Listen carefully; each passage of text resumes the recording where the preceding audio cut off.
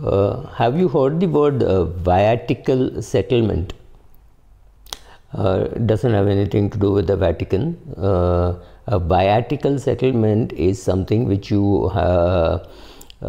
which is related to life insurance. Now suppose you've taken a life insurance policy and you realize that you don't want to pay future premiums. What you can do is you can go and say, please make it fully paid up, I do not want this policy, or you can surrender the policy. Now this surrendering the policy is a brilliant concept, and as usual it is created by LIC in India. All over the world there is this concept where you go and tell the insurance company, look, I have paid 1 lakh rupees per annum premium for the last 7 years or last 8 years, so there is 8 lakhs in my policy, I do not wish to pay further premium, please cancel the policy and give back my money. So you expect to get at least say 7-8 lakhs, right? Or at least say 4 lakhs in, if you paid for 4 years, you think, okay, they must have got some benefit, they won't give me the bonus, but at least I should get back what I have paid. You're sadly mistaken. This is the worst exit load product in the world. Let me repeat, this is the worst exit load product in the world. Coming in is free, going out costs you money. It is very expensive. So when you think you will get 8 lakhs, there's a good chance that you will get something like 5.4 lakhs or 5.5 lakhs, and it's a take it or leave it. You have absolutely no choice. Now suppose there was a secondary market which said, well, you could do a viatical settlement or a life settlement. We will talk about life settlement later. So let us say there is a person who has got cancer and the doctors say maybe he'll live only for 3 years, and he has got a life insurance policy which will pay after 10-12 years, right? It's a 27-year policy. He has paid for 15 years and he thinks he's almost sure to die within the next 3 years, and he needs the money today. What will he do after his death? He doesn't really care. His dependents are there, but he wants the money for his treatment, or he needs the money for his own expenses for whatever reasons. If there is no clause in the LIC policy to say that there can be an accelerated death benefit, you can get back some portion, nothing like that. So he goes to LIC and says, look, I've got this, can you just give me can I surrender this? And when I say LIC, I just mean a life insurance company. I don't mean LIC of India. I mean, it could be HDFC Life Insurance Company or a Birla Life Insurance Company, anybody. So when you go and make such an offer, they come out with some ridiculously bad price simply because they know that you have no choice. Now suppose there was a viatical market in the country, and that was officially recognized by IRDA and encouraged. It means somebody else will give you a counter offer.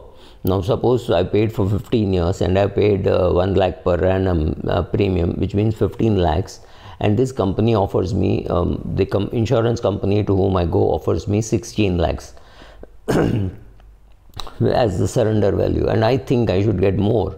Right, so I go to another company, which would be a bank, which would say, okay, I will give you 19 lakhs, right? That can be such a huge difference, because they know that this person is going to die within the next 2-3 years and he's going to get say 20 lakhs for it or 25 lakhs for it. So why not take a chance of making money? And there's a doctor saying that he's got cancer or something like that, and therefore he will not be able to pay the premium. He doesn't have the cash to pay the premium and he needs the money now. So it's a good business deal for the bank. Also, the bank can give an offer which is slightly higher than what the insurance company gives, right? It allows the owner of a life insurance policy to sell the policy at a discount to the face value. Face value is what we call the insurer. Like if it's 20 lakhs as a sum assured, I will obviously be able to sell it at a lesser price than what I will get at a much less than the face value, but still at a price which is higher than the surrender value which the life insurance company is giving me. And since the life insurance company knows that I can go to somebody else, they will be fair in giving a price. Right now it's a monopoly and no life insurance company likes to make any payout, whether it's a claim payout or whether it's a maturity payout. Even on a maturity payout, they will come and tell you that we have another plan, take this, right? They don't like the money to walk out, right? So you're trapped. You have no choice but to surrender it to them, simply because our regulator does not recognize viaticals, and like drug, prostitutions, child marriage, rebating in insurance policies, this also exists, though of course our regulator does not accept that it exists, but it exists. People do it on a private basis, but there is a lot of risk in private basis. If I want to surrender the policy and I surrender it to somebody else, and if that person subsequently dies and he does not make the payment or something like that, the risk becomes much higher, right? So well, in India it is not there, it is not recognized. It is always assumed that in a viatical settlement, the person surrendering the policy has a lifespan of only 2-3 years. So there is not much risk even for the person who is buying the policy, right? So obviously he gives a better price, and then the future premiums have to be paid by the buyer. So he subsequently adjusts to that. So I know that if I'm buying a policy which has got say 8 years to maturity, I know my worst case scenario, I'll have to pay 8 lakhs as the premium for this policy, and how much I will get depending on future bonuses, etc. So it is very difficult to calculate the IRR on a product like this. So it's not going to be a very great product, but it could be a good product for a small NBFC to have this, because you're definitely going to get an assured return as long as the company is liquid and the company pays the claim. Now, what are the risks for the buyer? The risk is that the person who is selling you the policy may live longer than what you think that he will live. So that can go wrong. And the other thing which can go wrong is you can't calculate the IRR, and there is something called a life settlement. We will talk about in a life settlement, what happens is you do not know how long you're going to live. So somewhere you want cash flow, so you go and say, can I surrender this policy, and that person gives you a quote. Here you could live for another 8 years, 10 years, 12 years. So the person's end return depends on when you actually die, because he's going to pay the premium. So he can always put a clawback saying, if you live beyond 7 years, then you will have to pay me so much, or things like that can be put.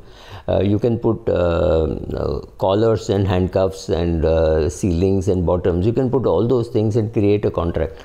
But first of all, your regulator has to allow for a viatical settlement or a life settlement. We are not, in India it's not allowed. Now it's like, telling a mutual fund which you buy that there will be no entry load, but there is a huge exit load. So suppose I come and sell you a mutual fund, which is 1 lakh per annum you have to pay. You have to pay for the next 30 years because it's a retirement plan. Fantastic. You buy it. And then after 6 months or 1 year or 2 years, you develop cold feet and you say, I actually don't want to continue this. It's a fantastic, sir. You can come after 30 years and collect it. Or you can take away now. Sir, you paid only 1 lakh for 2 years. So it will be only 2 lakhs you have paid. That is gone in commission. So you will get nothing on surrendering. But I paid 2 lakhs. Yes, but the 2 lakhs is gone in admin charges and commissions and things like that. That seems to be a little unfair, but then you don't expect there to be fairness. I don't expect, honestly, I don't expect the insurance regulator to say we need a viatical. The insurance industry will obviously not want, they don't want money going out, and if the money is going out, they want to put a huge exit load. And that exit load will go away if many people start competing for it, right? A new startup might come and say, okay, we will give you whatever is the surrender value, we will give you 1.2 times that. That kills the surrender business for the insurance company. So I don't expect the insurance to take an initiative. I don't expect the regulator to take any initiative. And we don't have strong enough customer bodies, consumer bodies who will try to solve this problem. So yes, it's a nice theoretical concept. You can go internationally and search on Google what such products are available. Yes, these products are available. No, it will not be available to us in India. This is just a fun post. Read it, feel bad, go to sleep. Thank you.